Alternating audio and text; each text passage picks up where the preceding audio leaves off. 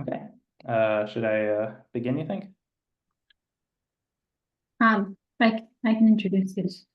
Okay, got it, yeah. Okay, so it's my pleasure to introduce Charles Daly from Brown, who will tell us about projective rigidity of once-punctured torus bundles. Go ahead. Okay, yeah, thank you so much. And thank you for having me. So yeah, today I'll be talking about projective rigidity. And yeah, so I kind of tailored this talk for a wide audience. So I would like to maybe just say, like, if there are any questions or something, feel free to ask. So okay, so here's just kind of like a brief overview of what I intend to talk about today. I want to talk about what geometric structures are and introduce some examples of this stuff and some algebraic constructions you can get out of them. And then I want to talk about deforming those structures, particularly in the context of projective geometry. And then after that, I'd like to say some things about deforming the geometric structures on once-punctured torus bundles. So okay, so what is a geometric structure? So I mean, you can pretty much just think of it as like a manifold, but like a manifold equipped with some sort of local geometry on it. So the context here is you have some group G, and it's acting on some space X, typically transitively. But you want this group action to be a bit nice in the sense that it's acting strongly effectively. So the idea is, like, if it's restricted to an open set and it's acting trivially, then you want that element to be trivial. So that's like what a geometry is, and you can think of G as like the space, or like like the set of symmetries or something, or the group of symmetries of your space X. So some spaces to have in mind are like Euclidean space with like Euclidean isometries, or hyperbolic space with hyperbolic isometries. And what a GX structure on a manifold is it's just like an atlas of charts into your model space X, where the transition functions are locally the restrictions of symmetries of G. So over here, I have like a little picture of like, two open sets that are getting mapped into the model space X. And the corresponding transition function restricted to one of the components of the intersection is given by a symmetry of X. So how do you get some examples of these things? Well, everybody's kind of familiar with them to some extent, at least in the context of like, covering spaces. So like one of the first covering spaces you look at, it's like you look at R2 and then you mod out by the integer lattice action on it. And then this will give you like a manifold, but not just that, like it gives you a Euclidean structure. So in other words, that is to say that if you're living on the torus, it's everywhere indistinguishable locally from Euclidean space. So if you look around, you still have a notion of like, measurements in the Euclidean sense. And one thing that kind of comes with this in the context of GX structures is you can kind of like have this nice thing that's known as like the developing map. And in some sense, like you can think of it as just like cutting up your surface and like unrolling it or something. So like, just to give you an idea of like a picture or something, let's say that this is your fundamental domain and you have like a loop that's going through your torus, and you cover this thing with some charts. So over here, I'm just kind of covering my loop with two sets. And then I'm gonna see where these things go in the model space. And in the model space, maybe this is like where the first one goes, and then this one over here is where like the second one is. And then on the connected components, which I'm drawing over here, you have the associated transition functions. So this one over here, the transition function is trivial, but the one that takes this component on over to this component is translation to the right by, whatever vector you chose or something like that. But kind of the idea, right, is like you're able to assign like a loop, a group element. So you have like this loop that transverses to the right assigned to translation. And here's a slightly more complicated example in the context of hyperbolic geometry. So here I'm thinking of the hyperbolic plane in the typical manner, like, you know, the upper half space, and you know, you have your group PSL2R acting on it by hyperbolic isometries. So you can put a hyperbolic structure on a thrice punctured sphere. So here is S2 and then minus 3 points on this thing. And the way that you can give this a hyperbolic structure, you know, there's a bunch of different ways, but one way you can do it is you can think of S2 minus these 3 points as like two triangles glued together where their vertices are taken out. And then you just like identify them in the typical manner. So maybe I'll draw this triangle in blue, and I'll draw this triangle in red. And I want to like look at a loop like I did in the previous example. And the one in particular I'm looking at is this one. So it's the one that wraps around this upper vertex, which I'm conveniently calling infinity.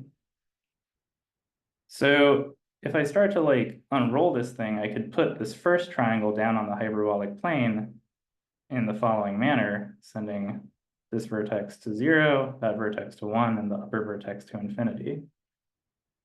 And then you could imagine as you like travel along, it's kind of just like, you know, you take your triangle or whatever, and you just like, you know, flip, flip, flip, flip, and it just kind of like unrolls, right? So here's like the first one that I put down in the hyperbolic plane, and then here's like the next one, and so on and so forth. So, oops, I guess this one should be red. This one should be blue. And what this will do is this will assign that loop that I've drawn in green translation to the right by 2, which is a hyperbolic isometry. Right? And you can do the same thing with this I guess like golden loop that I've drawn over here. If you were to imagine it like, you know, here's your first triangle, and then you like unfold it down and keep unfolding around this vertex 1, it would end up looking something like what I've drawn over here, this thing. And then you know, the fundamental group of the thrice punctured sphere is isomorphic to a free group on 2 generators. So like you've got a bunch of different choices, and as you unfold this thing, it's going to tile the hyperbolic plane. But I've done this in a particularly nice manner insofar as like the way that we do this, or the way that I've chosen to do this, is it's going to cover the entire hyperbolic plane. But kind of the idea and like the mechanism that I wanted to like illustrate through this is like, you know, you can imagine like cutting up your surface and unfolding it. But the whole idea is that like to each geometric structure, you're going to get this thing called a holonomy representation. And that's a representation of your fundamental group into your symmetry group G. So in the above examples, as I mentioned, you can just kind of like imagine it as unfolding your surface along these loops. And over here, I have like a little cartoon of a hyperbolic cylinder getting unfolded along its along a fundamental group generator, which I've drawn in green. So yeah, I mean, to each one of these geometric structures, you can assign this holonomy representation. And there's this particularly nice principle called the Ehresmann-Weil-Thurston principle, which says that in some sense, this tells you a bunch, the holonomy representation tells you a bunch about your geometric structure.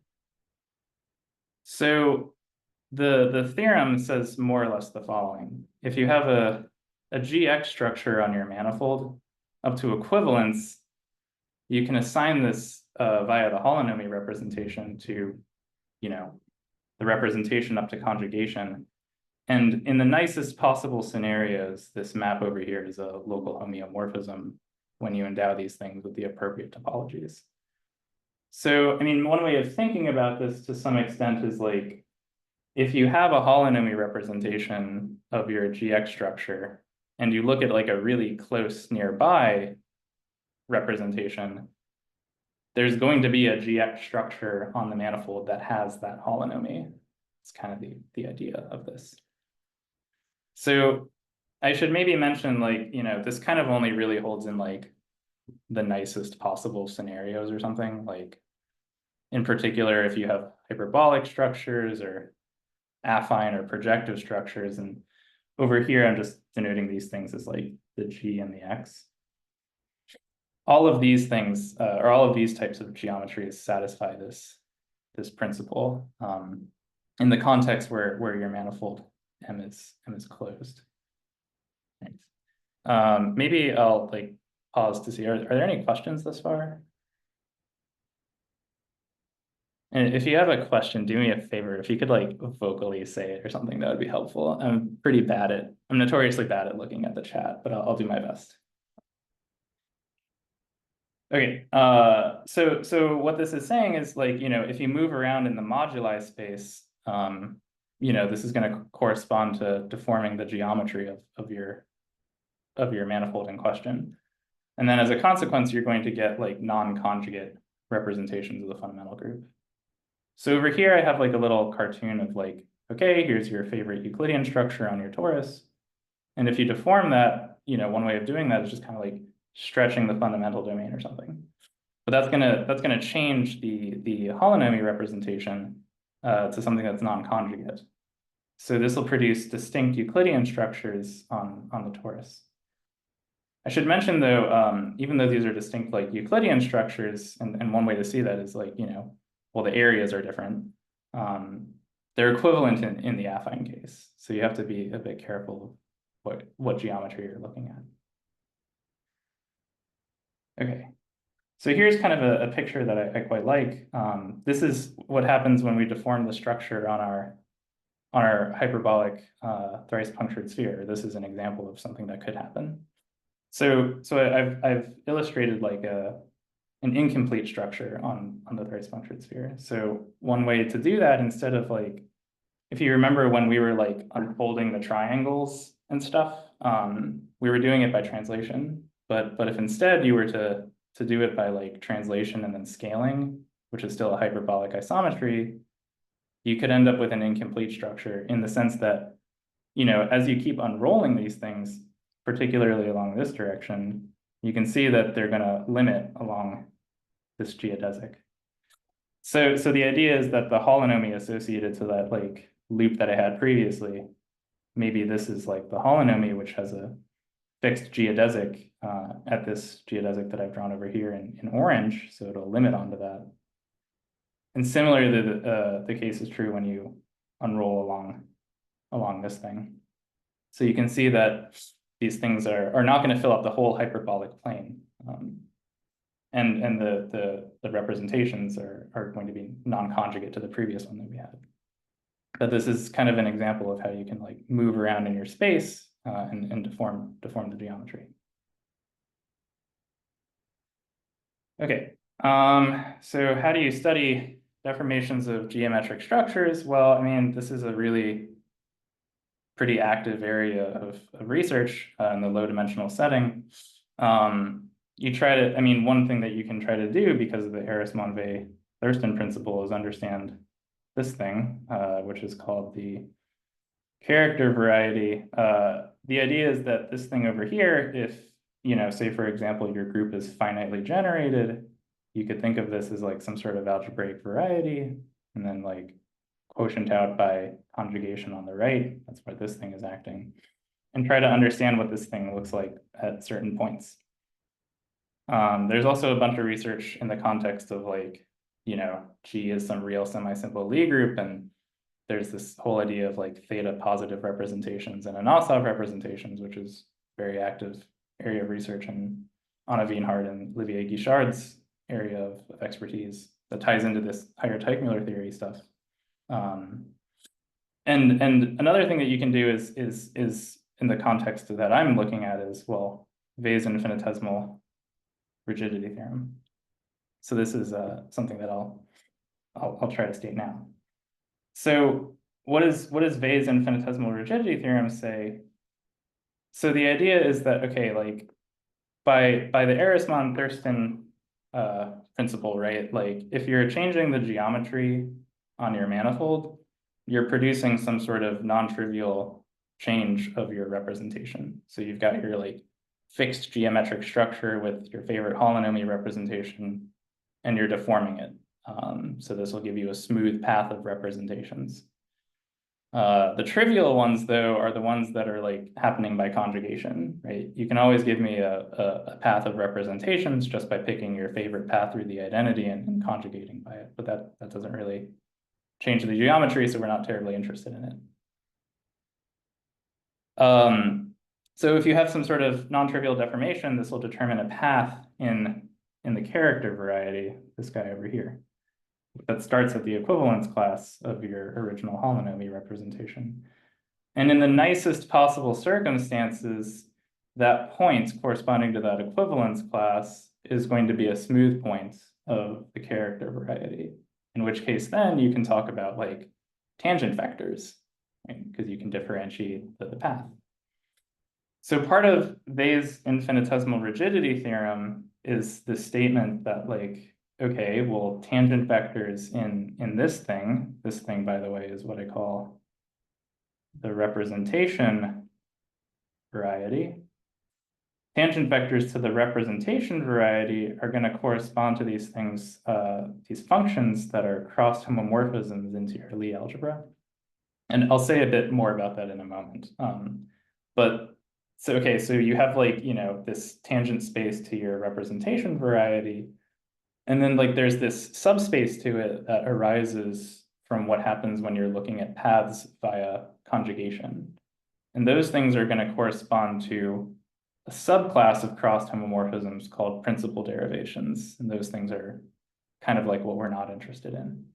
So like, in some sense, if you want to like count like the corresponding dimension of this thing or something, right? You just kind of like figure out what this is and then subtract off this thing, right? Okay. Any questions at the moment or anything?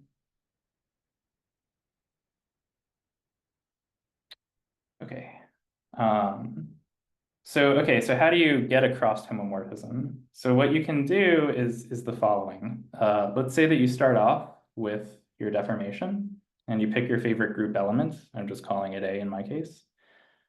And the idea is that, okay, I can look at what this family of representations gives me in the group G as I move along in T. So I have this rho sub T.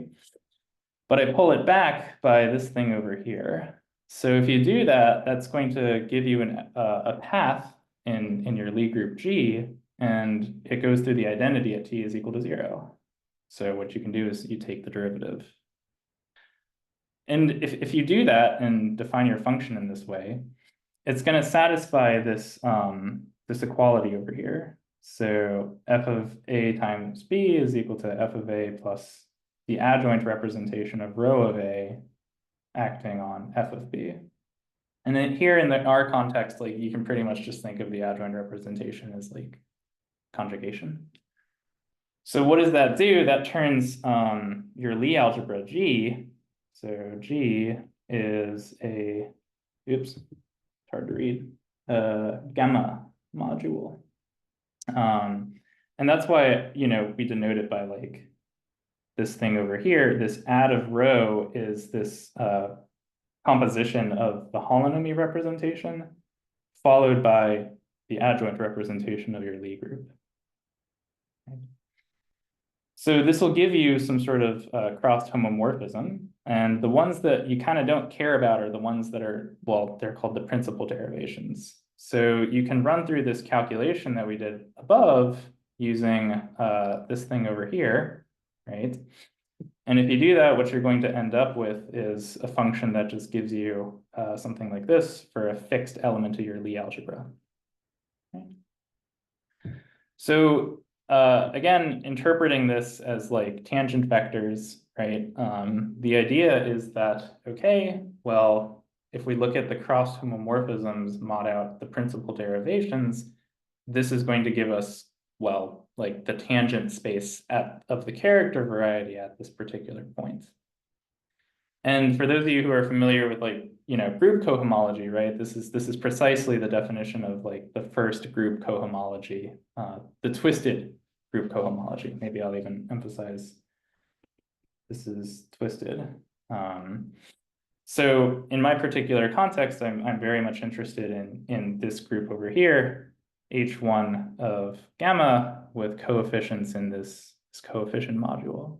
And the way to think of these elements is as like infinitesimal deformations. So infinitesimal deformations of rho. I should mention that like, even though, I mean, okay, so like if you have an element inside of this cohomology group, you can think of like morally, you want to think of it as like as a derivative or something, but like it doesn't always integrate. That's kind of like the tricky thing. So like it's not going to integrate unless like you have like particularly nice conditions satisfied. Like I guess what I'm saying is there's like a lot of obstructions that could happen, and you may not necessarily be able to integrate the whole thing. However, Weil's infinitesimal rigidity theorem tells you the following. It says that, okay, if, this tangent space or this cohomology group is trivial, then you don't have any deformations of your original representation that don't arise from conjugation. So in other words, there are no non-trivial deformations. So this is like very commonly like abbreviated as like infinitesimal rigidity gives you local rigidity. Okay.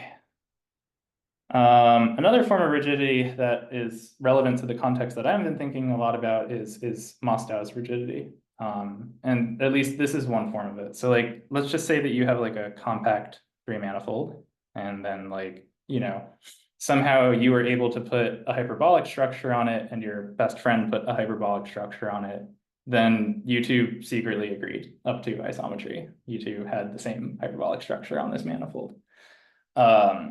So it's like a really amazing theorem. It says that like, there's really kind of like only one hyperbolic structure on a compact three manifold, if it exists. So if you think in the context of the Arisman-Weil-Thurston principle, that says that this thing over here is really just kind of like a point. So what does that mean? That means that this thing should also just be a point. So in other words, there's no non-trivial deformations of that representation that you were thinking about, the holonomy representation of your hyperbolic three manifold.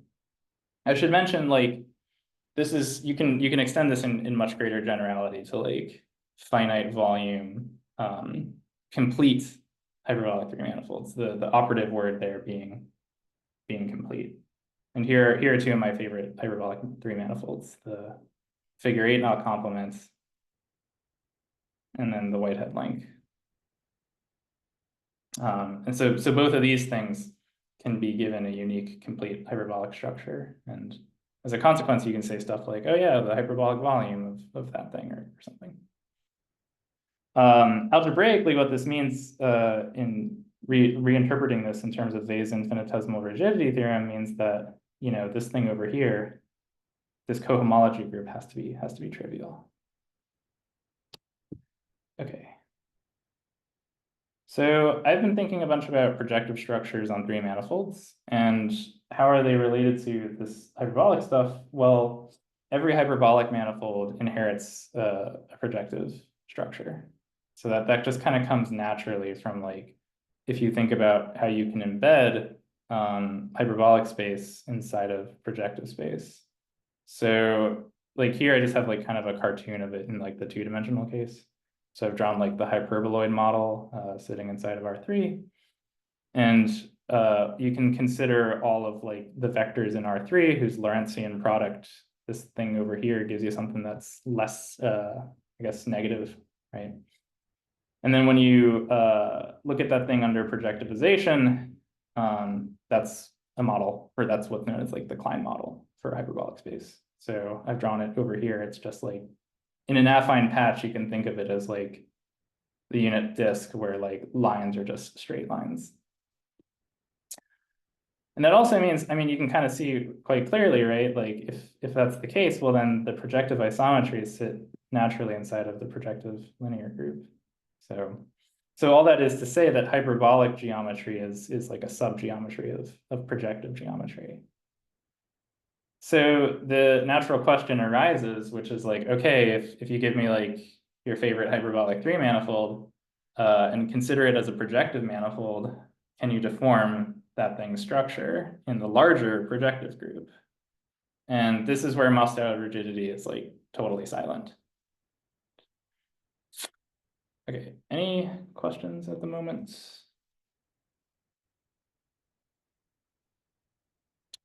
Okay. So I'll bring you to the state of the art.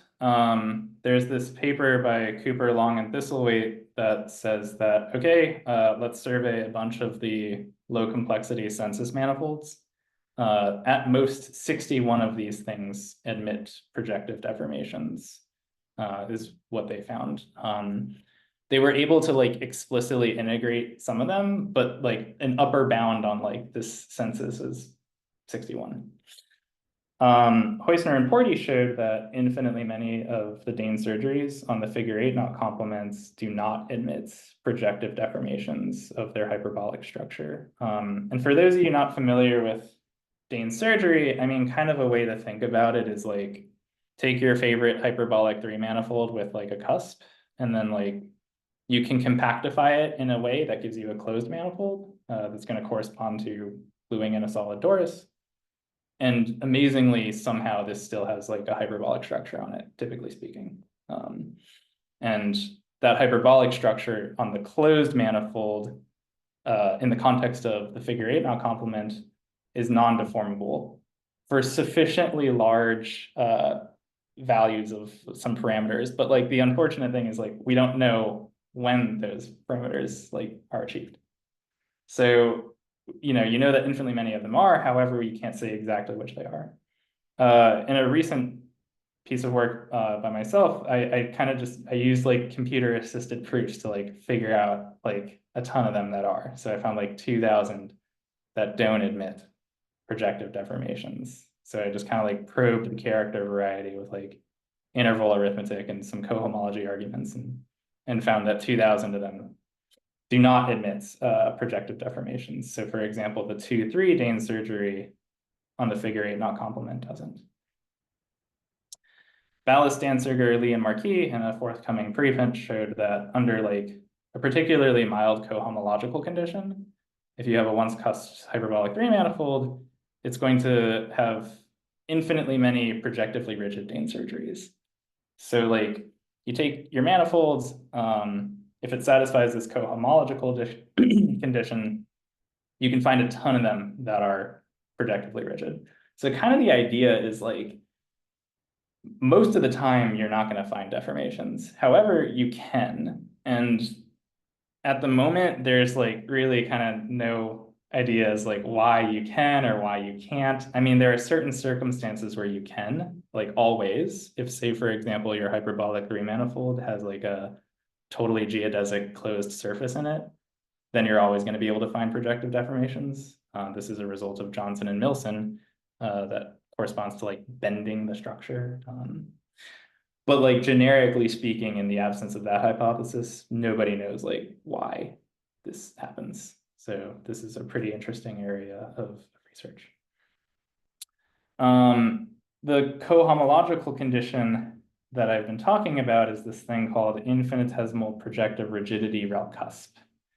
I can explain it pretty easily in an algebraic sentence. So like, let's take your favorite once cusp hyperbolic three manifold. I'm going to say that it's infinitesimally projectively rigid rel cusp if and only if the induced map on the boundary is injective. So maybe I'll say a word about this. So it's like, imagine you've got your cocycle in here. And again, think of this as like a deformation of your manifold. What this is saying is that if you're honest to goodness deforming the hyperbolic structure of this manifold, then you're necessarily deforming the geometry of the boundary torus. that's really kind of the way to think about this thing. So over here, I have like a little picture of a typical cusp of a hyperbolic three-manifold. Topologically, it's just a torus across like a closed half-open ray. And each one of these tori comes with a Euclidean structure on it. And in fact, there's like a particularly nice invariant called the cusp shape. In the context of the figure 8 knot complement, it's this quantity. So like the idea is if you do that sort of unfolding thing we did in the beginning with a hyperbolic, like the figure 8 knot complement, and you look at the geometry on the torus, what you're going to get is something that looks like this. So the statement that you have infinitesimal projective rigidity is that, okay, you've got your Euclidean torus, you're looking down at it, and if you're deforming the manifold, you're going to see this guy is going to like start changing or something. And in fact, in the context of like hyperbolic three manifolds, that picture is so bad, but like in the context of hyperbolic three manifolds, you can just look at what happens when you deform the structure at the boundary torus hyperbolically. And there you're going to get like similarity structures on the Euclid on the torus. It's no longer going to be Euclidean, but it's going to kind of like spiral around and be incomplete. Okay, so why do we care about this? We care about this because, I mean, it appears in the context of studying the long exact sequence associated to the boundary and the manifold itself in cohomology.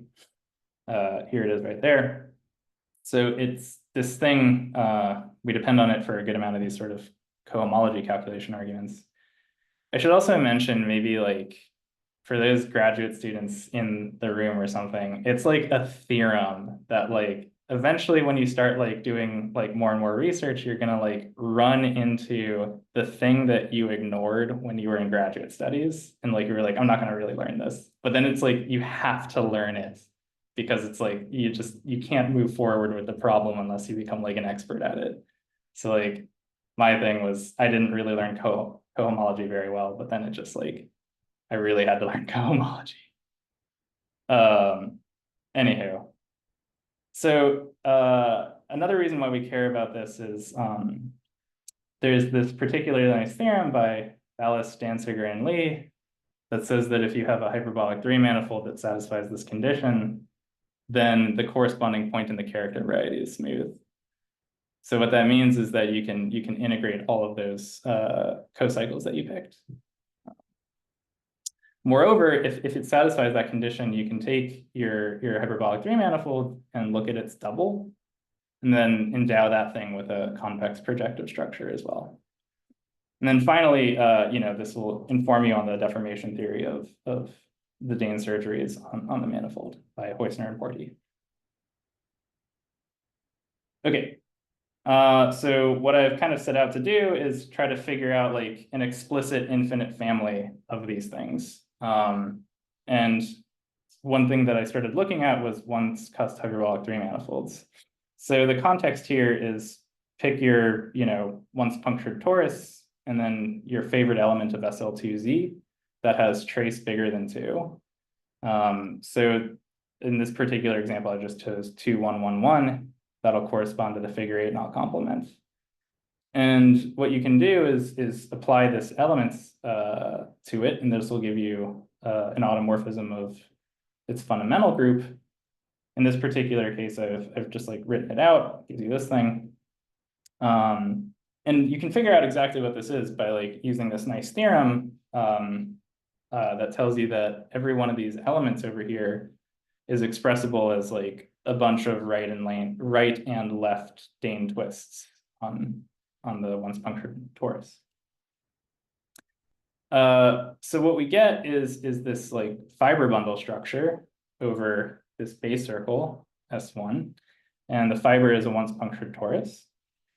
So this is what you get topologically, and then at a group theoretic level, that's to say that you have like 3 generators, and the only relations that you have are that conjugation by X acts by the monodromy, and that's just on the 2 generators.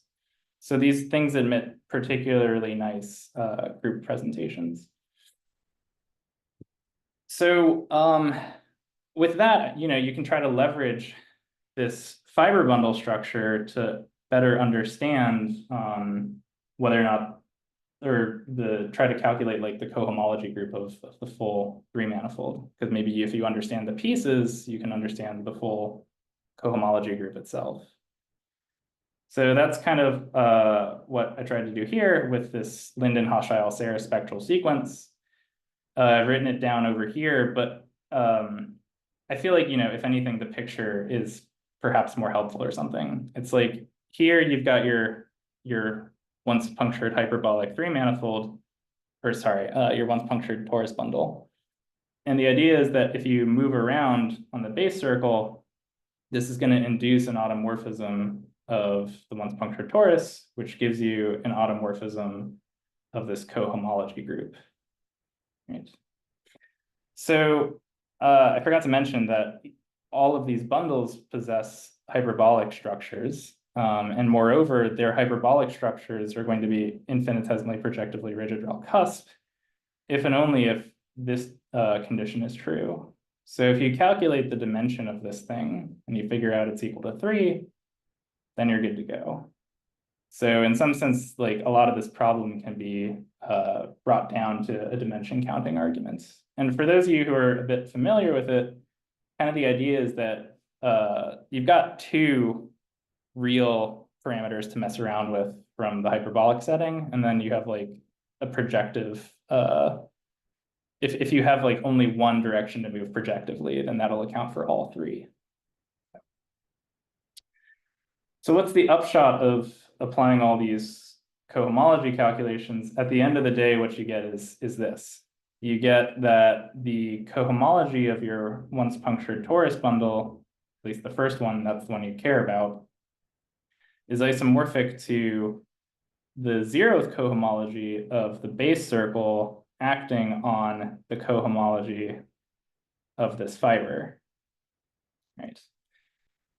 So that is to say, like in the context of once punctured torus bundles, really it kind of boils down to you understanding this base circle action on this cohomology group. And for those of you maybe less familiar with this, the zeroth cohomology of any representation of gamma or your group gamma into some module M, that's just like the invariance. You can think of it as the invariance. So consequently, you're really just kind of interested in, okay, what are the invariants of this action acting on this thing? And what's nice about this context is like, okay, well, the quotient is cyclic, right? It's just generated by the image of the meridian X. And each one of these things, which you can think of as these cocycles, they're crossed homomorphisms from the free group. But the idea is as soon as you pick any two elements in the free group and their corresponding images in SL4R, you've generated like a whole crossed homomorphism. So understanding what this is, just this guy, or at least the cocycles, is relatively straightforward. And the action that arises is set entirely in terms of the Linden-Hochschild-Serre spectral sequence. It's precisely this thing that I've written over here. You precompose with the element X by conjugation, or X inverse, and then you postcompose with X. So this is the X action that you get on your cocycles. So understanding it is pretty tricky. I mean, I've been trying to study it quite thoroughly, and what you can do is just, I mean, try to write out exactly what it is in certain examples and understand it better. So as I mentioned, right, you can imagine each one of the cocycles is just a choice of like two elements in the Lie algebra that'll give you a crossed homomorphism because there are no relations on F2. And then what it does, the action is, you can write it out like this, and where W1 and W2 are just words in A and B. So in this particular example, I just chose like the figure 8 not complement, and I'm seeing how the X action acts on a cocycle. And if you carry it out by the properties of crossed homomorphisms, you get precisely this equality over here. So, I mean, what's kind of nice about this is, all right, well, if you've got a basis for your Lie algebra and your representation, then you can actually carry it out and figure out exactly what it is. And because you're interested in the invariance of this action, it makes sense to look at the characteristic polynomial. In particular, just kind of like understand what the multiplicity of 1 is. Because that'll tell you about the invariance or inform you a bit about the invariance. So this is kind of just like a summary of what I was just saying. Like here, you can try to understand the cocycle or the action on the cocycles. Here you can understand the action on the co-boundaries. And then the quotient will, or the characteristic polynomial of the quotient is just going to be, well, the quotient of the characteristic polynomials. Understanding the x-action on the co-boundaries is pretty straightforward. It's actually up to identification, just the original action you started out with. The hard part is understanding the monodromy action on the co-cycles. That's like the tricky thing. So over here, I've kind of illustrated just how you can like try to do this in a very particular example. So I chose the holonomy of the figure 8 knot complement in SL2C. You can solve this, by the way, like quite explicitly using like trace relations. So this is something that is pretty well studied.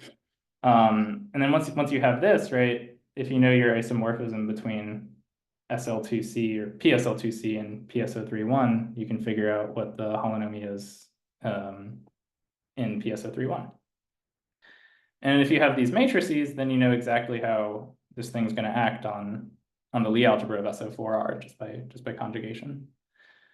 So I should mention like one thing that makes these calculations a bit easier and like kind of the context under which we're thinking is this is like the full coefficient module.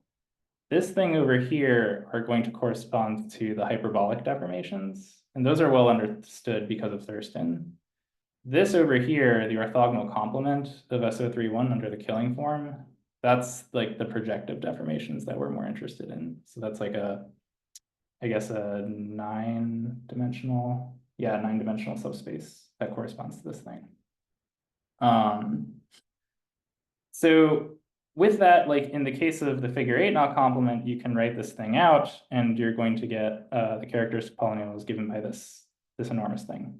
But the very interesting thing about it, I mean, if you look at it, right, it's like symmetric, and this is no coincidence. So in the context of a once-punctured hyperbolic torus bundle, the characteristic polynomial of this action that I've been talking about is actually just equal to the twisted Alexander polynomial of the representation. So for those of you a little less familiar with this, the idea of like a twisted Alexander polynomial is it's just like pretty much the old Alexander polynomial. You calculate it through Fox derivatives and looking at like the Alexander matrix, but you take into consideration the original representation. So when you do these calculations, you just end up with like a really large matrix determinant. But the interesting thing is like the Alexander polynomial and the twisted Alexander polynomial, they're symmetric, right? So you end up with these symmetric polynomials. Moreover, you can see that like, the multiplicity of 1 appears here, and you get, in this context, 5. And it's a nice theorem that if you have this and it is indeed equal to 5, then you actually have infinitesimal projective rigidity. So here's another theorem that I worked out. So if you calculate this twisted Alexander polynomial and 1 appears with a multiplicity of 5, then you have that this thing is infinitesimally projectively rigid, Weil cusp. So the proof of this thing is pretty much like you can look at a long exact sequence associated to the longitude of your once-punctured torus and the once-punctured torus itself. So you have like this restriction map that says, okay, look at a deformation on the once-punctured torus and then restrict it to the longitude. And if you do this, it's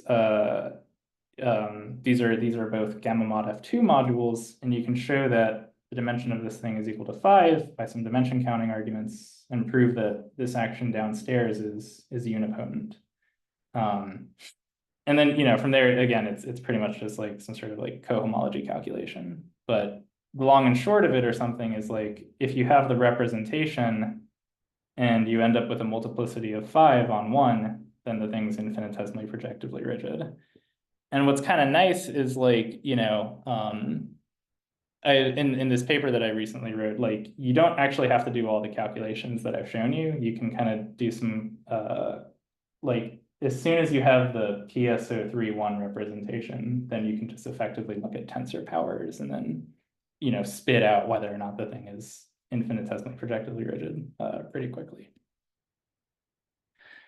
So a bunch of this stuff is really just kind of like, really at the end of the day, trying to better understand this gamma mod 2 or gamma mod f2 action on this thing. And it arises in a purely group theoretic sense in terms of the Linden-Hochschild-Serre spectral sequence.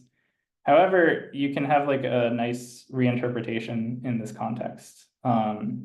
This thing, I guess, is not entirely correct, but like, this is the context that I've been thinking a lot about. But the idea is that the outer automorphism group of the free group on 2 generators acts on the representation variety of F2 into, your favorite Lie group G.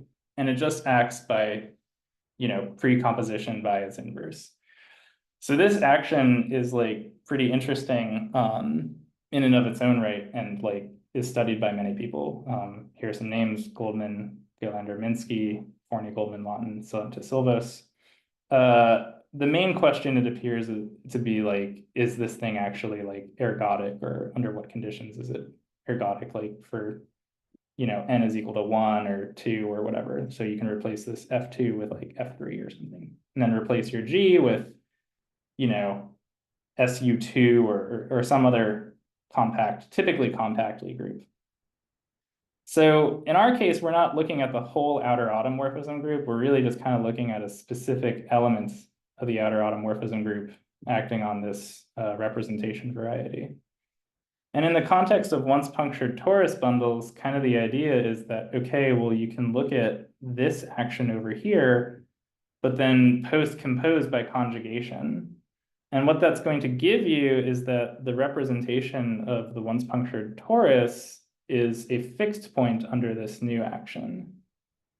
And the idea is that, okay, the derivative of that map is going to be precisely this action that's arising from the Linden-Hochschild-Serre spectral sequence.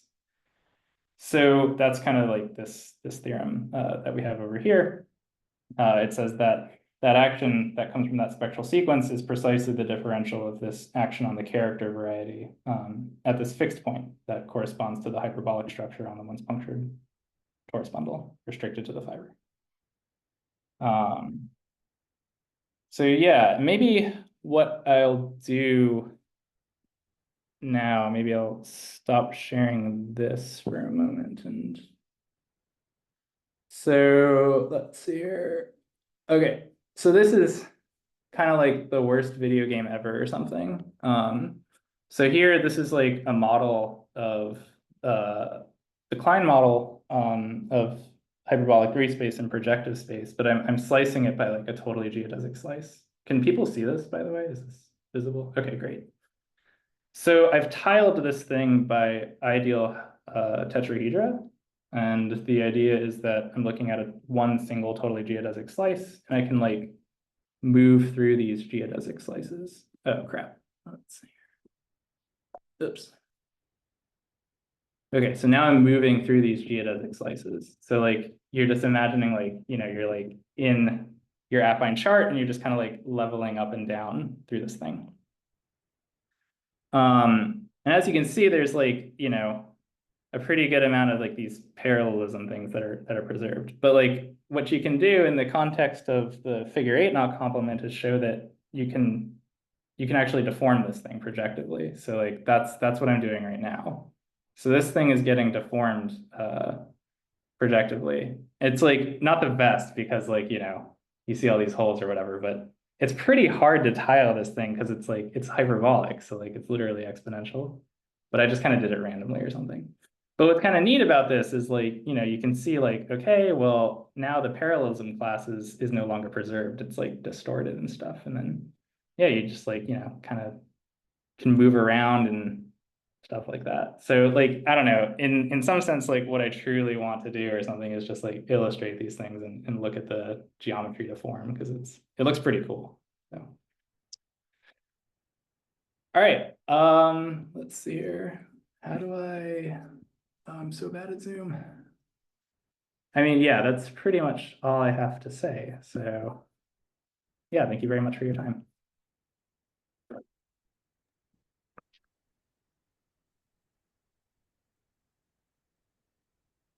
Are there any questions?